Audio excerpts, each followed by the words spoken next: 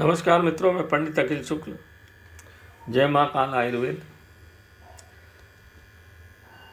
ये देखिए, ये जो काला अंकोल का तेल है, इसके अंदर पारा की एक भावना देते हैं।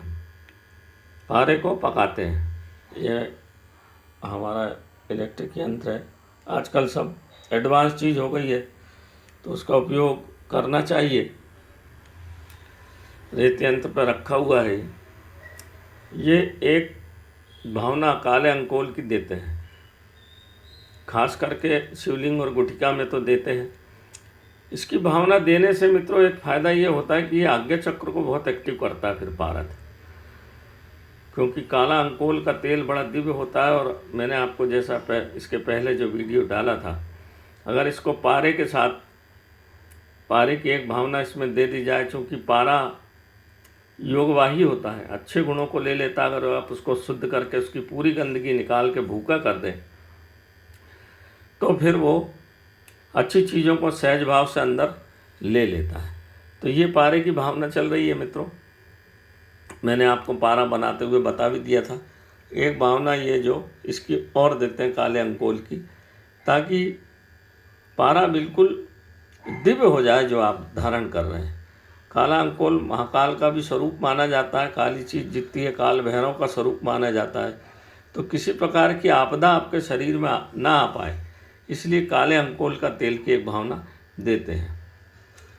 शुरू में ये खूब आवाज़ करता है, और जब ये भावना पूर्ण हो गई, अपने को पता चल जाएगा, तो इस तरह से शांत हो जाएगा। ये देखिए, बिल्कुल शांत हो गया। शुरू में खूब तड़पड़ आवाज़ करेगा, ये बहुत ज़्यादा आवाज़ करेगा। ये तो जैसी भावनाएं पूर्ण हुई एकदम शांत हो जाएगा। इसका मतलब कि काले अंकोल के तेल की भावना हो चुकी, इसमें पहुंच गया है। अब ये है मित्रों, ये बड़ा गोपनीय प्रयोग है मित्रों। हमारे गुरुगम में है ये, पर सावन आ रहा है तो मैं बता दूं।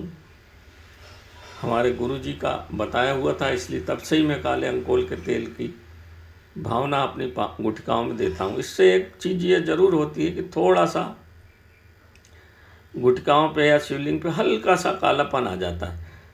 जब आप उसको साफ कर देंगे तो फिर चमक जाएगी, परंतु जो आपकी नकारात्मक ऊर्जा को खींचता है वो बहुत तेज़ी से, इसके कारण एक सप्ताह में, किसी को 15 दिन में, जैसी शरीर की स्थिति रही, किसी को शुरू में तो 2 या 3 दिन में ही काली हो जाएगी। हल्की सी, बिल्कुल काली नहीं होगी। आप उसको राख से साफ कर दें, कंडे की राख से या अगरबत्ती की राख से, फिर चमक जाएगी। पर वो आपकी नकारात्मक ऊर्जा को खींचेगी। या आप किसी ऐसे दुष्ट व्यक्ति के पास जाके बैठेंगे जिसकी भावनाएं सही नहीं है, धोखा देना, झूठ बोलना, ऐसे लोग के पास बैठ के आप आके देखेंगे तो आपकी गुटका भी काली पड़ेगी।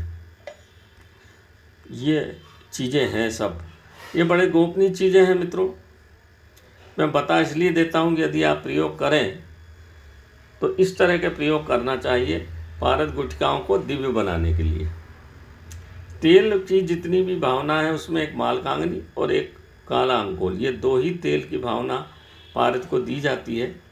ये बहुत ही ज़बरदस्त चीज़ है, और इसका अतिशय दिव्य प्रयोग चाहे शिवलिंग हो चाहे पारद गुटका हो, उसमें पहुंच जाता। बाकी सब भावनाएं मैंने आपको बता दी थी, ये एक रह गई थी।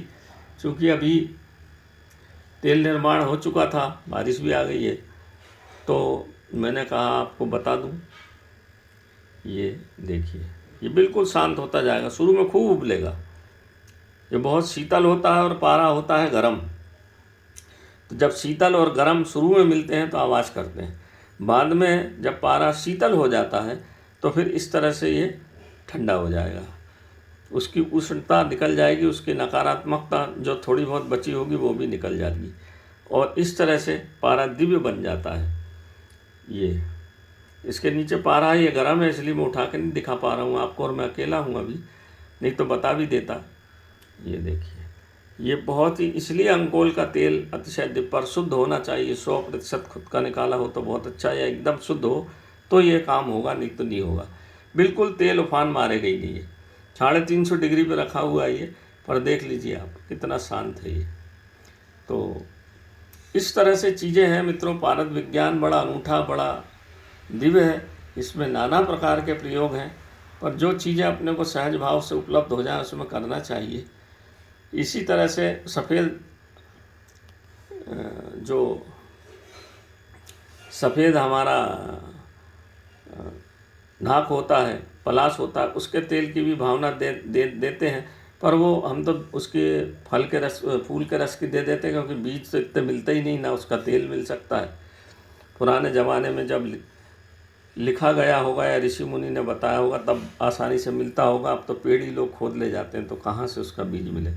तो नमस्कार मित्रों, ये एक छोटा सा दिव्य प्रयोग था जो मैं जानता था, आपको मैंने शेयर किया है, बताया है। इसको देखें, समझें। ये बड़ा अतुलनीय है, बड़ा दिव्य है। ये इसकी कल्पना करना भी संभव नहीं है। तो नमस्कार मित्रों, मैं पंडित अखिल शुक्ल, जय महाकाल आयुर्वेद।